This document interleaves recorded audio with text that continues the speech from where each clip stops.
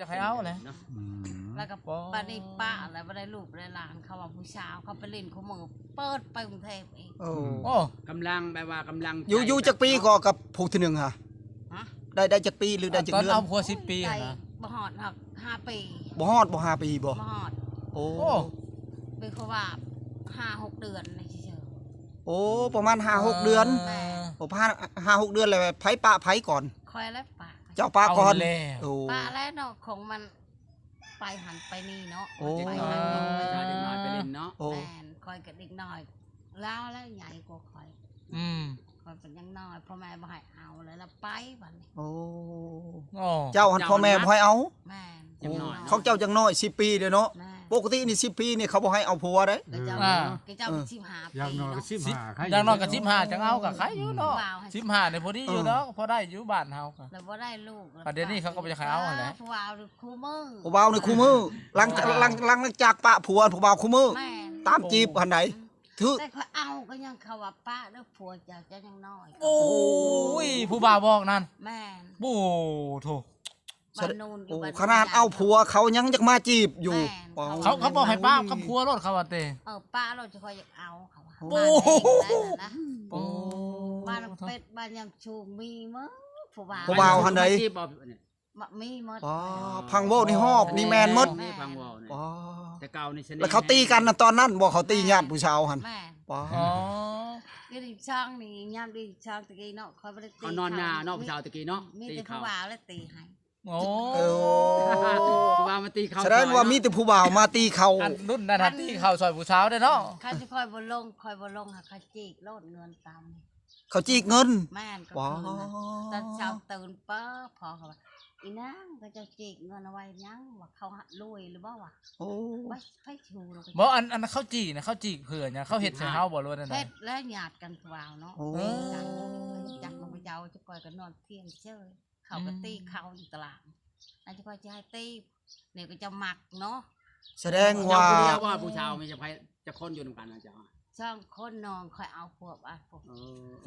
แสดงว่าเอื้อกับน้องแล้วมีผู้บ่าวมาหุ่มมาต้อมขมือนั่นให้งามแล้วคนขาวโอ้เลยละโอ้น้องเจ้าบ่โอ้ชาวาโอ้เอาพวกบ้านพลองโอ้เอาคนลาวนะโอ้เอาคนลาวนี่เล่าอยู่ในเฮือนผัวลาวเพราะว่ามันสมัยตะกี้นี่อันผู้บ่าวนี่บ่หานกับผู้เฒ่าได้คันชิโวนี่ห้วยเพิ่นตีงหน่อยนึงนี่ไปโลได้ตะกี้ได้มันแบบบ่คือคู่มือนี่เนาะตู้ย่านได้คู่มือนี่เขาบ่ย่านเจ้ามีลูกสาวเขาจะเข้าไปล้มโลได้แม่กว่าตายป่าแต่น้อยโอ้คอมเมนต์ขึ้นมาแล้วโอ้ตายป่าแต่น้อยเนาะถือว่าได้ลูก2 คนน่ะบ่2 คนเอ้ยน้องชุมเจ้าเนาะโอ้โดยจะขออายจะขอใหญ่มาแล้วจะขอนี่ยังน้อยเนาะเป็นน้อยแต่2 คนคันตู้มีไปเห็นตอนนั้นนี่ตู้มีแห่งบ่กล้าเขาไปจีบเราเลยตอนนั้นหั่นจักแล้วตู้มีก็หลอกคือกันบ่แล้วผู้บ่าวหลายคนยันเจ้าย่านเขาโอ้ยยันไม่ใช่เหี้ยนี่แหละนำตู้มีแม่นบ่ไม่ใหญ่แน่ไม่ใหญ่ก็ยังยอมครับโดยเราขนาดเห็นต้นแก่ต้นเฒ่านี่ก็ยังบ่แห้งเลยแห้งๆหนาก็ได้แห้งฮ้อนนะฮ้อนบ่มีอันนั้นหวานจระเข้บ่จะทาจระเข้แล้วว่าใช้หวานหางแข่หวานหางแข่นี่จระเข้ทาฉะนั้นมันเย็นให้มันเย็นยันหนาเฮามันสิโพงมันครีมมันบ่ถึกนี่มันบ่ได้อีกครีมนี่เจ้ายาโลดเจ้าใส่มันบ่ถึกซำนั้นคันมันถึกนี่มันเย็นมันบ่เป็นหยังดอกอันนี้แบบมันกัดหน้าเฮานี่มันเป็นแบบนั้นแหละก่อมันหั่นโอ้พังไปทำแล้วแต่ว่าจะก็ให้เพิ่นไปนะหางัวหาควายแล้วตู้เอ้ยมื้อหน้าจังมาหาเพิ่นให้เด้อตู้เด้อบ่ตู้ลาเพิ่นนะเป็นไดมื้อนี้อันลาผู้สาวสิเว้าในใดมื้อนี้อันเว้าดูบ่คักแน่ไดจังน้อยมันบ่ได้ไดบอกกันคักแน่ไดเมื่อสะก่อนมื้อหน้าหาได้กันจังสิได้กลับคืนมาดินน้ำเลยหักจริงก็ว่าหักจริงหักจริงแท้บอกหักจริงแท้แน่นอนบอกเราจะพาเอาพอปะเด้อจักสิเอาไผเลยเนาะคันว่าเอาจักแหล่เนาะว่าผู้ชายบ่ท ถามมึงดูผู้สาวเจ้าว่าสิเอาผัวป้า บ่เอาผู้ใดดอกเอาเจ้าเนี่ยเจ้ามาหาคอย เอ เนาะ อ อีหลีบ่ ลี ขอยินดีทัน แม่ใหญ่เฮียนี่เราหมักแหงนะครับบอกนะเราแบบเราตอบปุ๊บนะพะยักว่าเดี๋ยวสอนมันเราปกป้องแบบ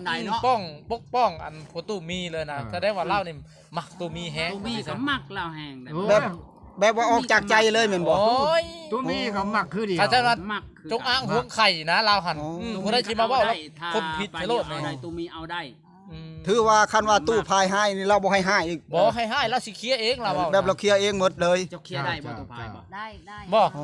อันนั้นไม่ตู้สิถามแต่สมมุติว่าตู้พายนี่มาให้ตู้มีนี่นะเจ้าสิเว้าในใดค่ะใส่เรา เจ้ามาจีบผู้ชายคอยไป คอยมักคนนี้ไปให้เรา เจ้าว่าเจ้ามาจีบผู้ชายคอยเจ้าจีบซอยเราได้บ่ ผู้มักก็จะเอาแล้วแหละ โอ้ อย่ามาชอเขาในนี้ แล้วบ่ให้มาสอนเลย บ่ มาให้มันควรเลยเนาะ ยันลาเล่ามาให้แบบว่าเซียวนี่มาญาติผู้สาวเฮานี่นะ ตีเสี่ยวนี่ให้ได้บาทนี่ เจ้าเจ้า คนบ่เห็นก็บ่จักเลยเนาะ แล้วมาแย่งกันในเฮือนนี่แหละ นี่เรามาแต่นี่เฮาจะเฮ็ดอะไร เฮาก็เฮ็ดเฮาหายเนาะ โอ้ แล้วสิซอยเราอ่ะ เฮ้ยคอยสิไล่มือแล้วไล่ตัววุ่นวายเฮือนเฮาได้ สิไล่เล่านี้เลย ไล่นี่ไล่มือ โอ้ พญายพายเบิ่ง แบบชกไสแบบเราเครียดแห้งตู้พายบ่มาคอหนาเอื้อยเหี่ยวเนี่ย เราเครียด แบบว่าเฮาเข้าใจ เพราะ นี่ แห้ง เจ้า เออ เจ้า แบบว่าสัญญาแบบคือว่าแบบว่าออกพรรษาแล้วเลย ซะตู้ เจ้าเจ้า คันละสิว่ามักคันว่าปีหน้าปีฮือปี10 ปีก็ได้20 ปีก็ได้ยังใครนี่เราบ่ได้ว่าอยากเอาไวๆหักเราบ่เห็นมาขอ โอ้ เป็นจังได๋ไว้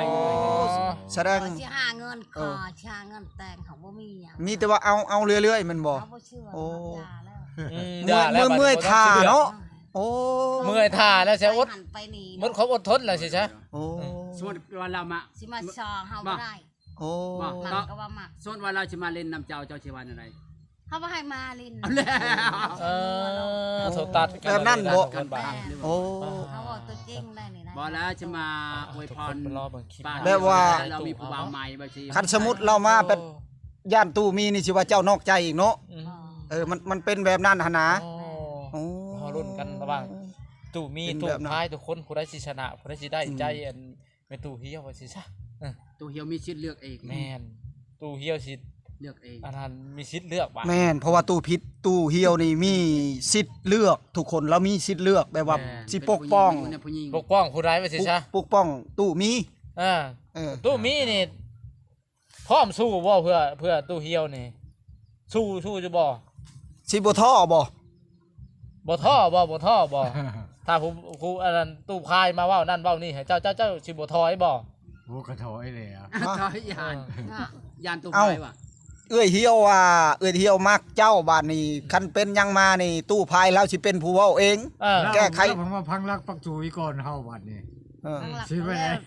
ชดกับคอยได้ สุดกับเรา ก็แล้วแต่ ถือว่าเราว่ามัน เอาได้บ่ เราบ่เอาเอาได้บ่แล้วว่า เจ้าเอาก็ได้ ชาวเราสิว่าได้บ่นั่นชาวแล้ว ห่าน แต่งเอาไว้บ่ โดย ถือว่าเรามักเจ้าบัดนี้โอเค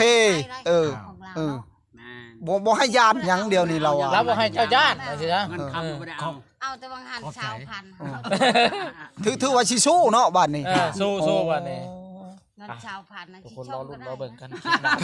คลิปนี้บ๊ายบาย ส่งย่างก็ให้ชื่อน้ำใน ถือว่าโอเคเลยทุกคนเพราะว่าตอนนี้ก็ขับลายเติบเลยทุกคนเอ้ยตอนนี้ก็ประมาณ5 โมงกว่าแล้วตอนนี้สั่งผู้ส